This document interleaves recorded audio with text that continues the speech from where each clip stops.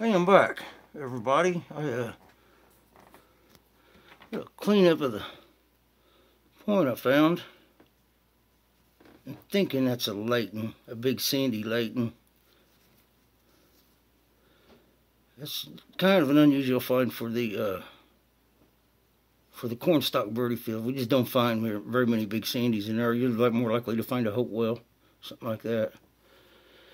But I found something really unique, and I didn't know what it was. I had no idea it even existed.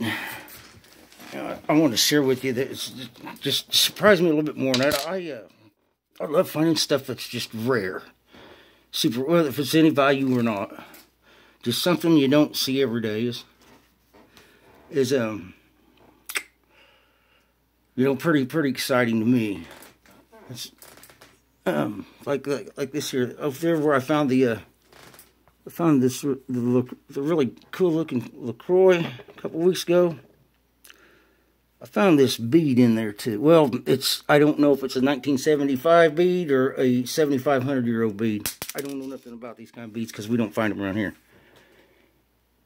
I'll try to get you a good picture of it. I know some of you guys out west find these beads. I can't remember what they call these types of shells. If you look at the cut in it, get some light on here. They look, you can see down there. I don't know. I don't know how to tell how old that is at all. And I found that on that same little hump I found that Lacroix on, plus the Heartbreaker Thebes. Yeah, but I found something that I've never seen before. I had no idea. I grew up on the river my whole life. Played in it when I was a kid. Camped on it when I got to be an adult. Hunted it. Know just about every part of it in the county. And maybe some on beyond that. But I was I was at the Cornstalk Birdie. I seen almost. This is on a magnifier. I mean, that's the size of it. This, and I picked it up because I thought it was a musket ball. I do occasionally find a musket ball. And I noticed how light it was. I thought, I don't know what that is, but I'm going to keep it. And so I get it home and I brushed it off. I had no idea these even existed. Been around my whole life and had no idea. This is a freshwater muzzle pearl. I had no idea that these even existed. I didn't know they even produced a pearl. No. Because at first when I realized I think it's a pearl, because once I got it cleaned off and put it on a magnifier, I noticed that this looked like the inside of muzzle shell. Not necessarily muzzle shell. I figured, there's a really good chance that a saltwater pearl could be here from the trade routes. I find stuff from trade routes all the time. I find slithers of obsidian. Haven't found an obsidian arrowhead here in the Midwest, in central Indiana. But they got to be out there somewhere because I find the sharpening flakes for them. In slithers of them. So, I believe it's possible that a pearl could have got here. I found an oyster shell a couple of years ago. And Europeans would never discard an oyster shell. They're good. They'd crush them up and give them to chickens to make their eggs hard. They would crush them up for fertilizer. Usually a place where you could buy oysters on a half shell. They would had a place where they kept the shells. You threw them back in a bucket, probably a wooden bucket or something like that, and they grinded them up and used them. They didn't throw them away. You ask any chicken farmer what's the best thing to give a chicken for is make eggs hard. Say, get you some crushed oyster shells, crushed seashells. But I just thought that was unique. Now, I Googled this because I didn't know what it was. I just winged it and thought, freshwater muzzle pearls, maybe. So I Googled it, and it came up. I was like, wow, they do exist. And there's 1 in 10,000. This is what Google told me. The facts that they got. 1 in 10,000 will be round.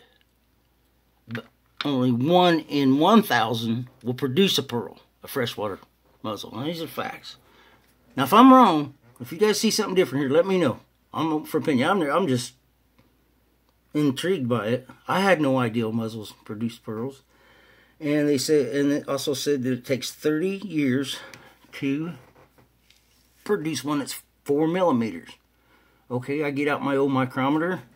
See, I have one of these. It's an Cheapo, but it works for what I need it for. I tell you how thick an arrowhead is, how wide it is at the, you know, different parts of it. All arrowhead hunters should have one of these to properly identify a projectile point. And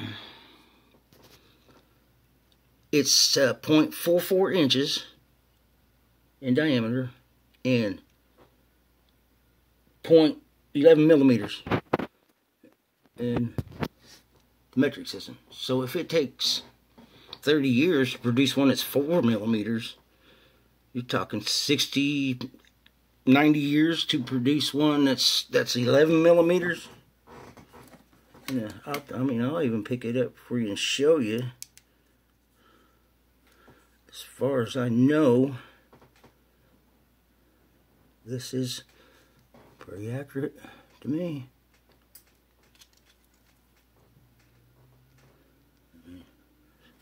Well, yeah, my lighting sucks. I know.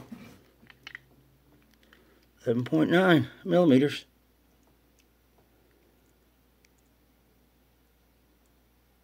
But I am just so wowed by that. You know, if any rock hounds or mineral geologists or anything like that know anything about it, because I had no idea that they even existed.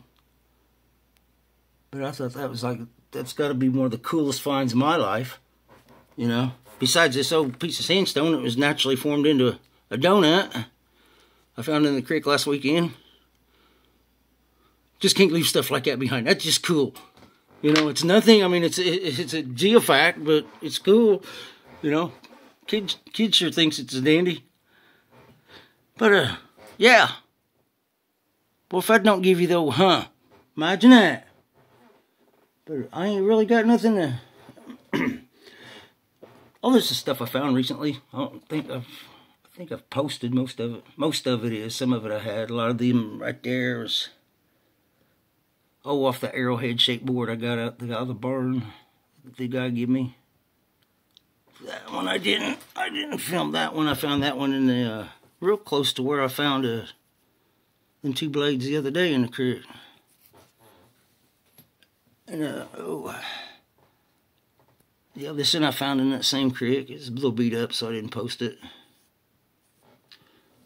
This one I found in that same creek, a little further upstream.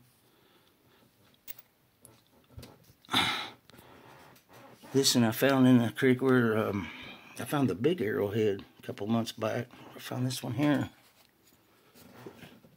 The granddaddy of all granddaddies. I don't mess around and break it. That's a good size one. Still wow over that. But I found that little thing in there. Oh, I don't know. Last month. Way upstream. I found another way to get in that creek. It's further upstream. And that's all the evidence I found up there that there's arrowheads. So I went back again and walked it for about 4 hours and didn't find nothing. You know how that goes if you walk in creeks. Sometimes you get them, sometimes you don't. Yeah. But yeah, some of you metal detector guys might like that. I don't know. I couldn't find nothing on that button. I found it in the same spot I found the old presidential inauguration button. And I'm dark. I'm sorry guys about that light. My lighting sucks. That's probably why I'm blind. But yeah, second button I found on that little hump. I gotta pick stuff like that up. Can't help myself. And the rest of it's just oddball stuff I picked up here and there. Alright guys, figured I'd share that with you. I mean, if anybody's ever seen one before, I'd sure like to hear about it. You know, I just can't believe that I've, you know, 53 years old and didn't know that freshwater mussels produce pearls. And really, really unique to find a round one. And they got all kinds of images of them on PDF or something like that. I can't remember what it is. But they're not round like that. There's very, very few round ones. They produce a blue pearl. There seemed to be several pictures of them. But hey guys, I'm out of here. I gotta get me a shower and get up and go keep a wolf off the doorstep tomorrow. Good luck out there.